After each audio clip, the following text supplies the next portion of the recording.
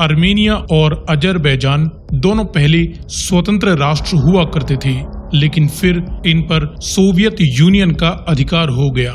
फिर Soviet union के विघटन के बाद दोनों देश एक बार फिर आजाद हो गए, लेकिन इनके बीच नागोर्नो कराबाख नामक लगभग 4,500 स्क्वायर किलोमीटर के हिस्से पर अधिकार को लेकर लंबे समय से ही विवाद चल रहा है, जहां पर हाल ही में तनाव और भी ज्यादा बढ़ गया है। अजरबैजान एक इस्लामिक कंट्री है, जहां की अधिकतर आबादी अजरबैजानी या मुस्लिम तुर्क है।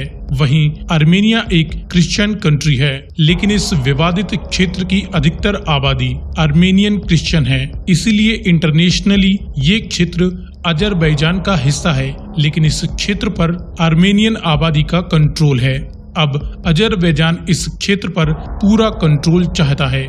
वहीं इस क्षेत्र के लोग इसे एक स्वतंत्र राज्य बनाना चाहते हैं, लेकिन क्योंकि majority of population Armenian ethnic group से बिलोंग करती है, तो ये इवेंचुअली आर्मेनिया का ही हिस्सा कहलाएगा। इसीलिए अजरबैजान और आर्मेनिया के बीच इस क्षेत्र को लेकर कई बार झड़पें व युद्ध भी हो चुके हैं।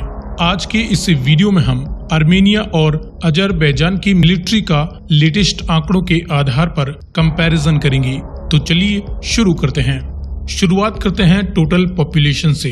आर्मेनिया की वर्तमान जनसंख्या 29.7 लाख के करीब हो चुकी है। वहीं अजरबैजान की कुल जनसंख्या करंट एस्टिमेट्स के अनुसार 1 करोड़ से अधिक हो चुकी है। जनसंख्या रैंक में आर्मेनिया दुनिया में 137वें स्थान पर आता है। अजरबैजान इस सूची में 91वें स्थान पर आता है। क्षेत्रफल के अनुसार आर्मेनिया दुनिया का 138वां सबसे बड़ा भूभाग है। वहीं अजरबैजान दुनिया का 112वां सबसे बड़ा देश है। दोनों देशों की डिफेंस बजट की बात करें तो आर्मेनिया का overall defence budget last year लगभग 0.6 बिलियन US$ तक पहुंच गया था। वहीं अजरबैजान ने अपनी डिफेंस पर करीबन 2.7 बिलियन US$ का खर्चा किया है। ग्लोबल फायर पावर की रैंकिंग के अनुसार आर्मेनियन मिलिट्री दुनिया में 138 देशों की सूची में 111वीं सबसे ताकतवर सैन्य शक्ति है। वहीं अजरबैजान मिलिट्री इस सूची में 64वें स्थान पर आती है। इसके बाद देखें असल हथियार, तो इस फील्ड में न्यूक्लियर वारहेड्स दोनों ही देशों के पास मौजूद नहीं है। इसके बाद मिलिट्री पर्सोनेल, तो आर्मेनिया के पास लगभग 50,000 एक्टिव व 2 लाख से अधिक रिजर्व फोर्स मिलाकर 2.6 लाख कुल मिलिट्री पर्सोनेल हैं। वहीं अजरबैजान के पास एक्टिव और रिजर्व टोटल 4 लाख से अधिक मिलिट्री पर्सोनेल मौजूद हैं।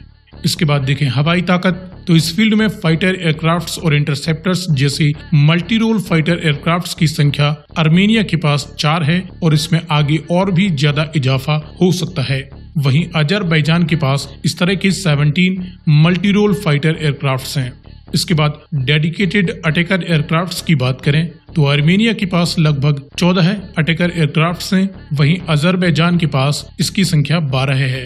विभिन्न तरह के मिलिट्री हेलीकॉप्टर्स को देखें तो आर्मेनिया के पास लगभग 50 से भी अधिक यूटिलिटी और अटैकिंग सभी प्रकार के मिलिट्री हेलीकॉप्टर्स मौजूद हैं। अजरबैजान के पास इस तरह के 100 से भी अधिक मिलिट्री हेलीकॉप्टर्स मौजूद हैं।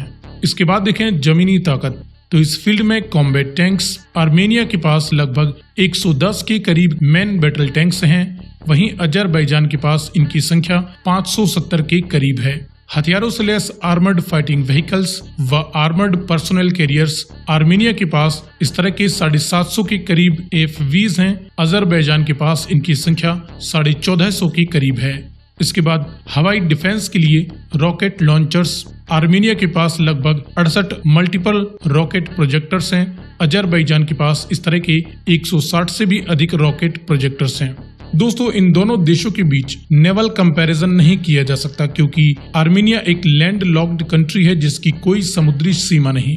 सो फ्रेंड्स, ये रहा आर्मेनिया और अजरबैजान की मिलिट्री के बीच लेटेस्ट आंकड़ों के आधार पर कंपैरिजन। वीडियो में दी गई जानकारी पसंद आई हो तो इसे लाइक करते हुए ज्यादा से ज्यादा शेयर करें और आगे भी इसी प्रकार के इंफॉर्मेटिव वीडियोस पाते रहने के लिए चैनल को सब्सक्राइब करें।